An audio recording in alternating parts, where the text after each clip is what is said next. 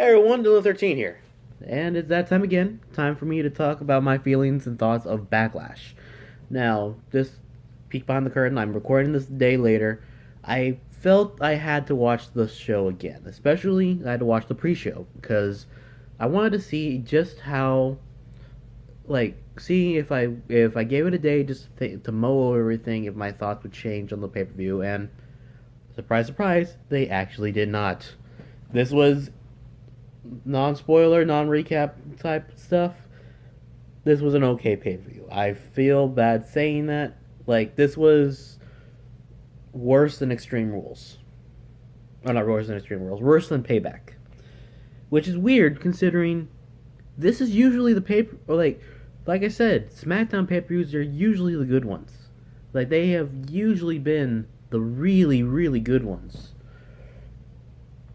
But everything about these matches, the order they did it, the things they did were okay, but really didn't work. I don't know why. The wrestling was good.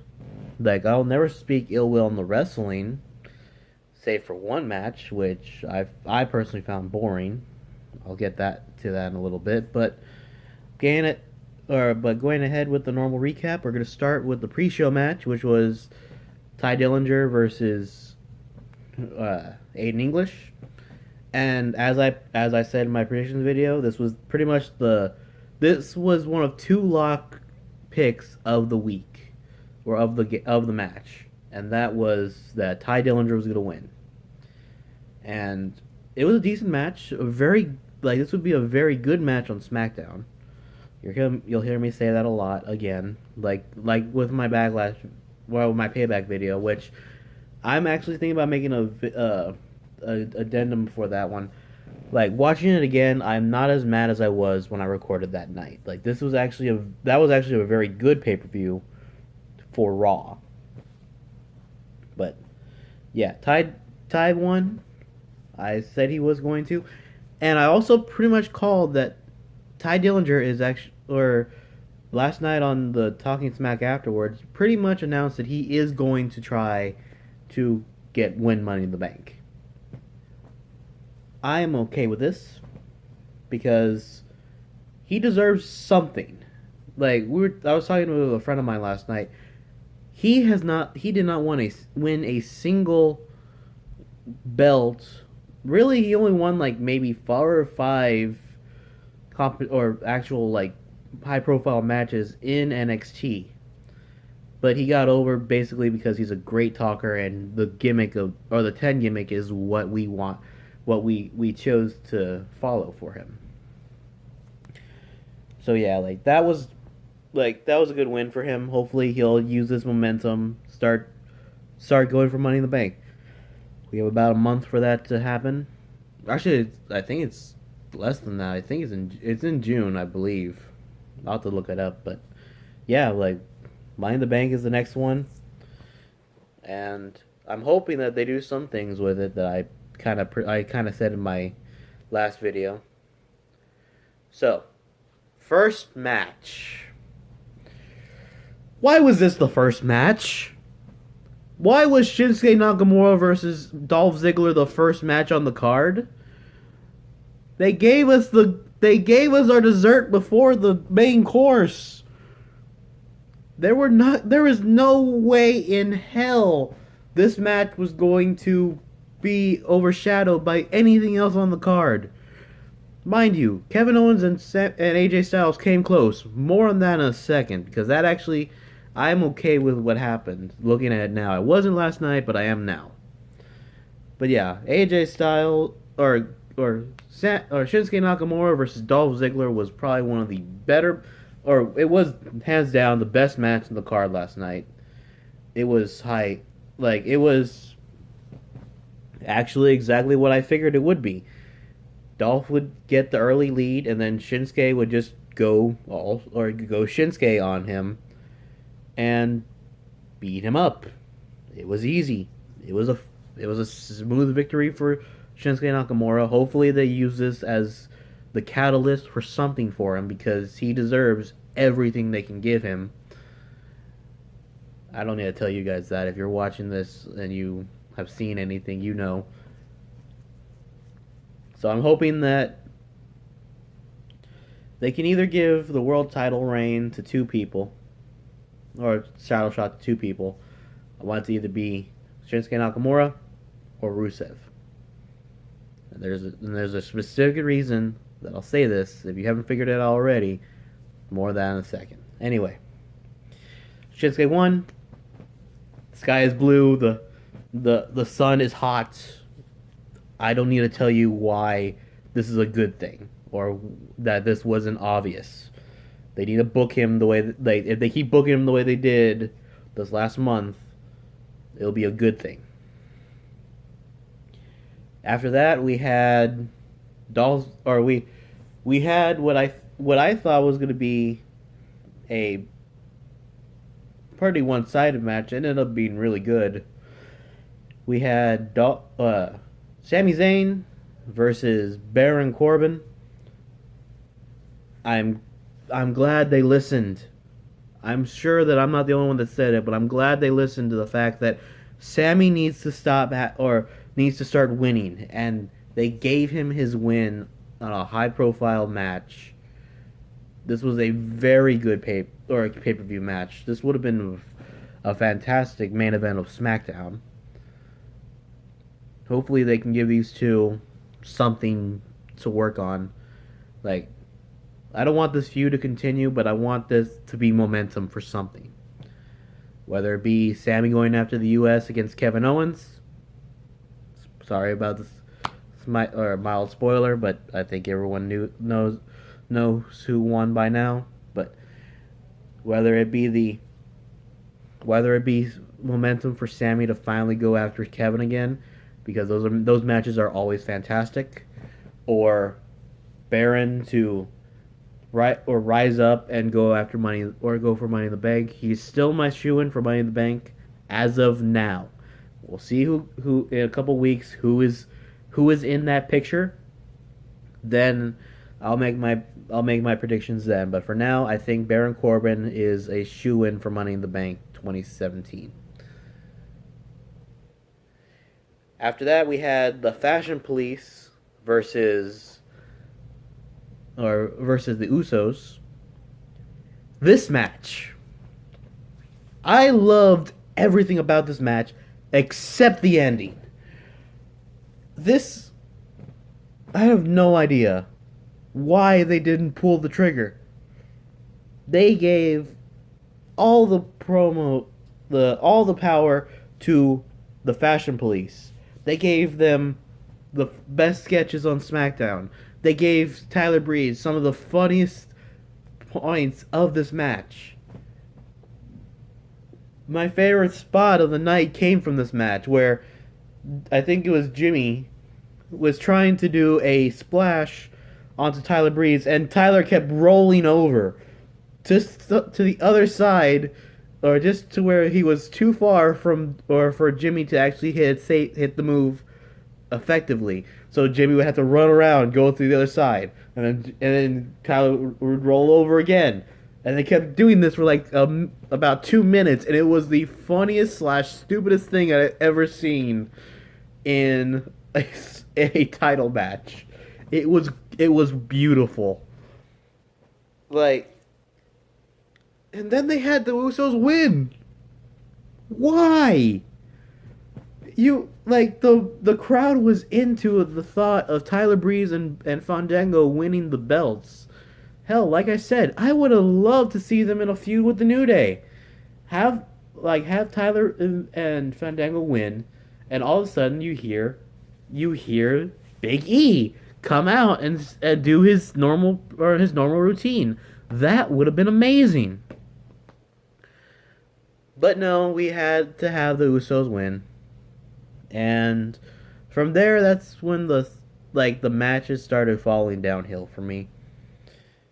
Because I was like, I'm good with this so far. We've had Ty win, we've had Sami win. Wait, why are the Usos winning? Why are they starting us with this? No, fuck me. That was my exact reaction. And Then we had the welcoming committee of Natalia, Tamina, and Carmella versus Naomi, Charlotte, and Becky.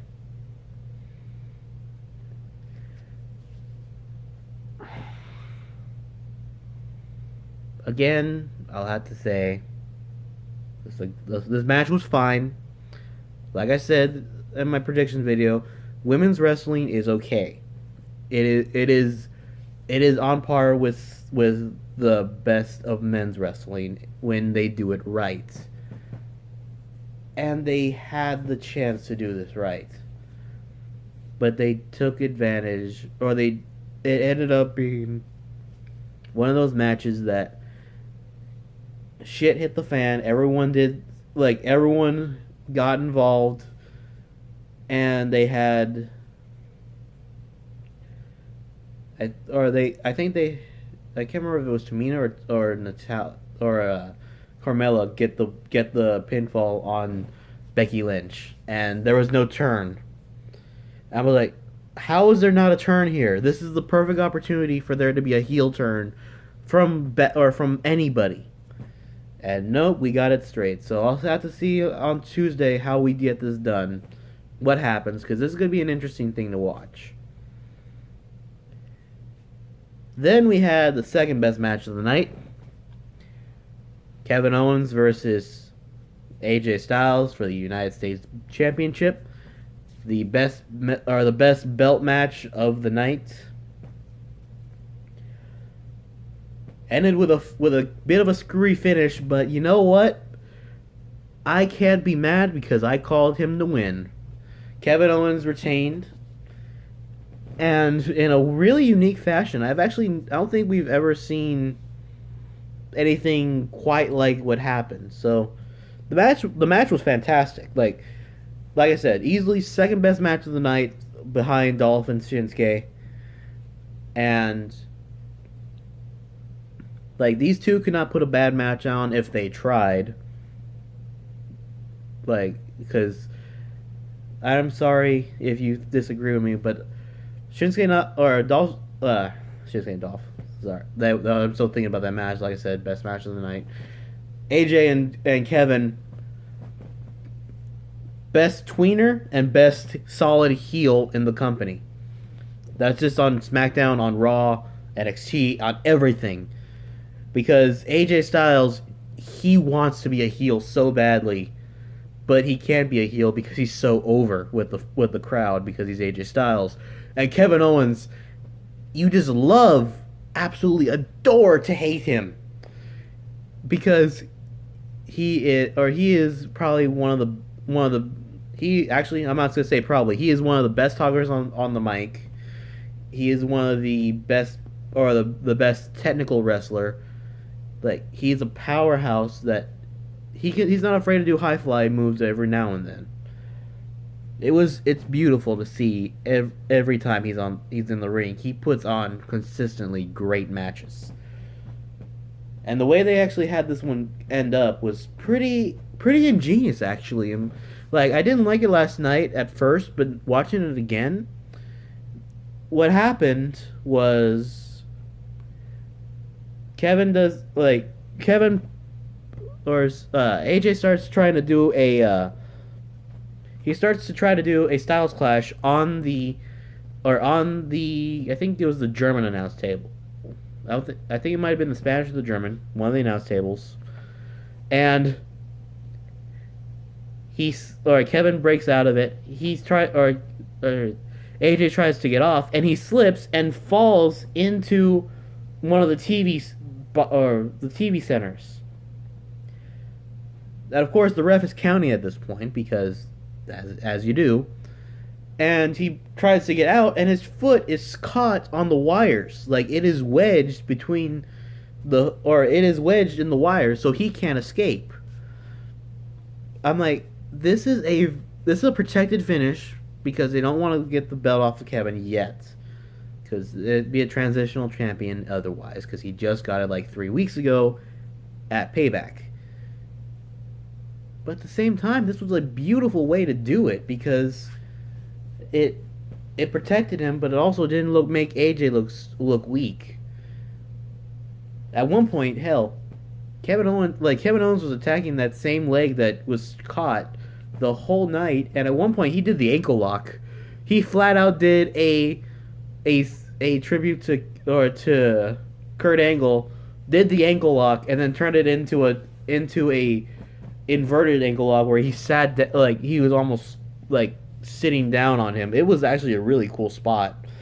And me and a friend of mine that were watching, I were like, "Holy shit, he's doing the ankle lock!" You can't get more face of America than the guy who won for the U.S. Or Olympic team. This is a great match. And afterwards, Kevin beat up AJ. Actually, like they had to help him out the ring. That was actually kind of funny. I know that this like they're gonna play this into a storyline for like either a rematch or something. And then, all right, so after the match, we had our breather match, which was Luke Harper versus Eric Rowan. The match I forgot that I didn't even know was happening until Thursday.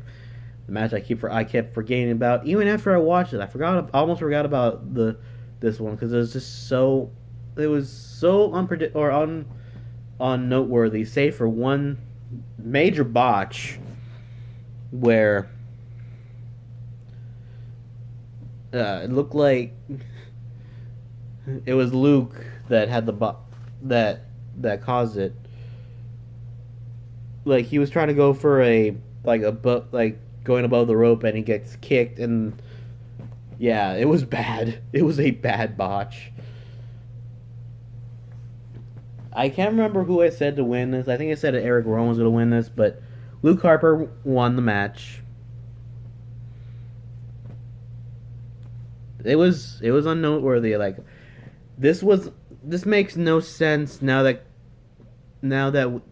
Bray Wyatt is no longer on SmackDown. If he was, that it would make all the sense in the world because Eric was fighting for the honor of the family. And Luke was fighting for his own redemption, it seemed like. So the fact that it was why are these two fighting? What the hell's going on? Oh, they're fighting because they're both Bray Wyatt supporters? Okay. That works, I guess. Then we had our final match.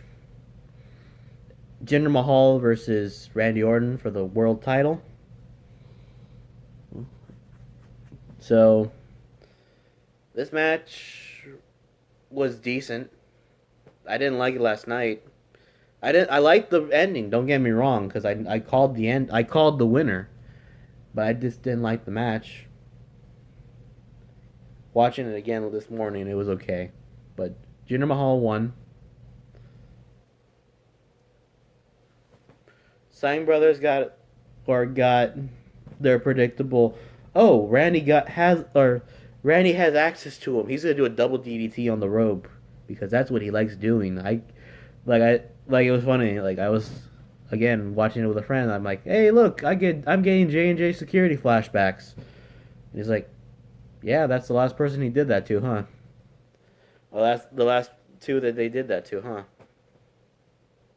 And they actually. He won with what looked like a choke slam. I can't remember. I don't know what Jinder's finisher is, but Jinder won clean. Jinder Mahal's our new champion. Like I said, I'd love to see, if he's not in Money in the Bank, I'd love to see Rusev versus Jinder for the world title, just as a culmination of everything that they've done so far. Them being or partners and now being enemies, it's the logical conclusion. Overall, this pay-per-view, like I said, was okay. It was not as bad as some of the worst pay-per-views I've seen. Not as good as some of the best. It was perfectly in the middle, which, you know what? Okay. Like, we'll see how this goes because we have Money in the Bank next. I believe after that, in August, we have SummerSlam. Or in July, we have SummerSlam or one of the others. Let's see how this goes. We have a lot of the stuff to build on, and SmackDown consistently can make something out of nothing. They've done it for the last 6 months. So that's my thoughts on Backlash 2017. Now to go through my normal stuff. If you want to support the show and help the improvement of both the camera, the the editing style, because I'm just doing this straight up.